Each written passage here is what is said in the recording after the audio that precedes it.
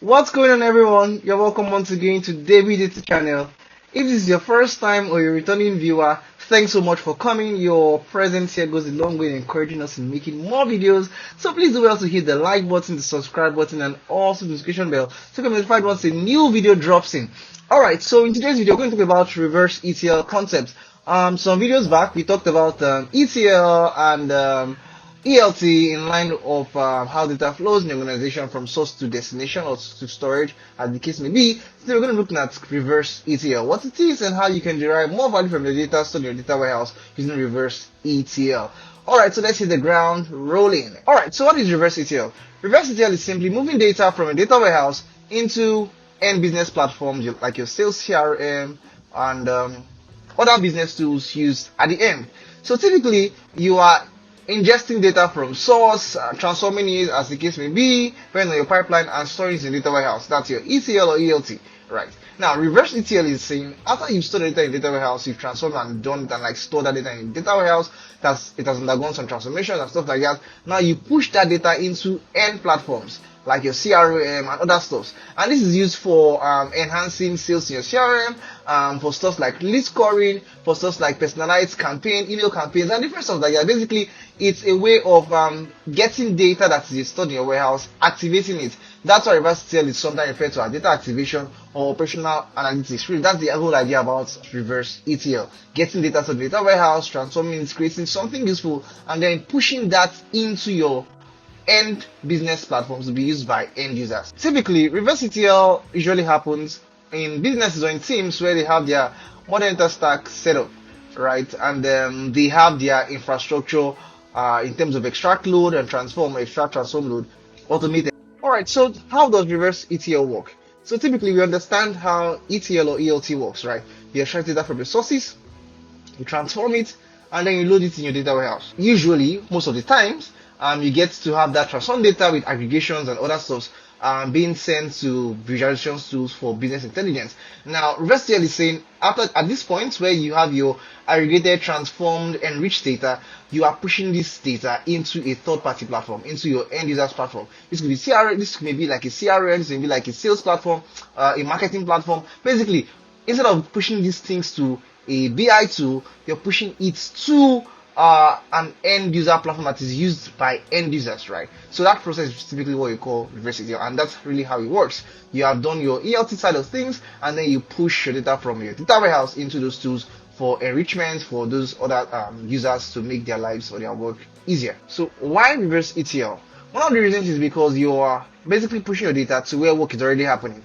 So typically when we push our results, most times we push them to BI tools, and you don't expect a salesman or a marketing person to 24/7 be on the dashboard, right? So they have tools they are working with. So instead of bringing them out of their own tools into your dashboards or other resources you may have produced or other products you may have produced with your data, why don't you push this data into their own tool so we can enhance their work within the tools they already know how to use? That's the whole idea about data activation. And then another reason would be supporting self-service, right?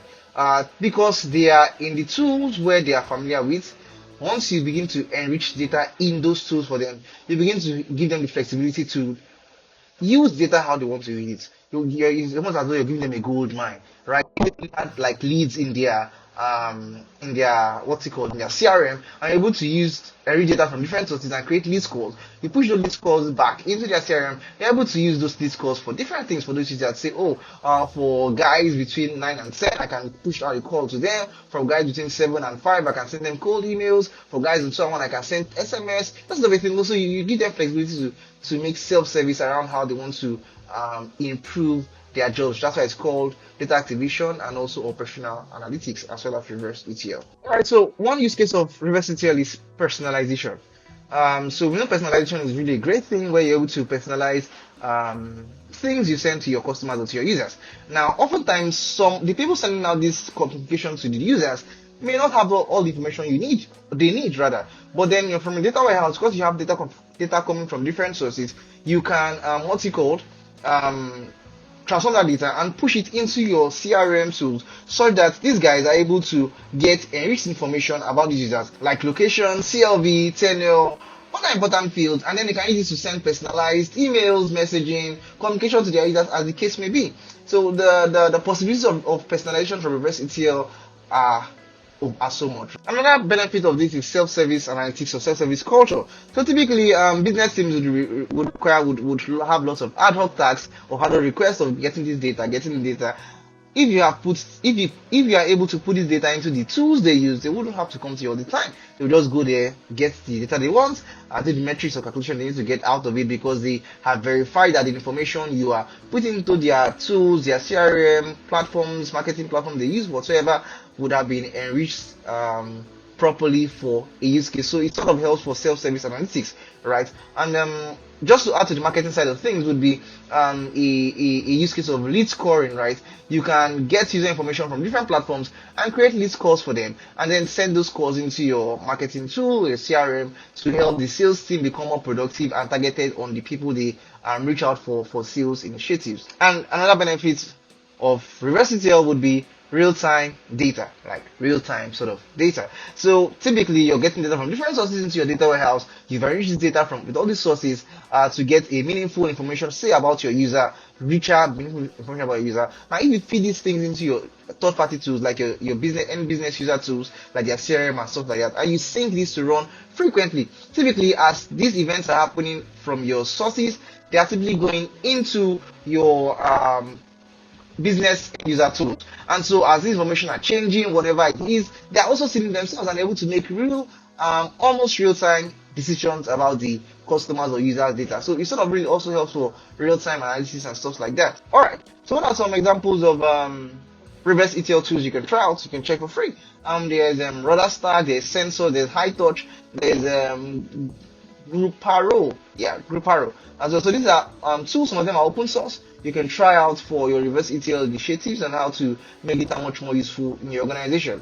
So in conclusion, reverse ETL is something you should experiment with or try to use in your organization, because typically our data growth sort of looks like first we are interfacing with data, and then we start creating metrics around the data, and then we now begin to activate data so that we can push data into where they are being used real time by the business people. Because at the end of the day, your data initiative is not for you, it's for the business guys. So if you're able to get access to that data they need where they are using it the most, we will not be making so much value or so much impact to the business teams. All right, so with that note, I hope you got a thing or two out of this video. Have you had some reverse ETL initiatives in your organization? You can share your thoughts or what you've done in reverse ETL in the comment section below. All right, so till we meet again in the next video, bye for now.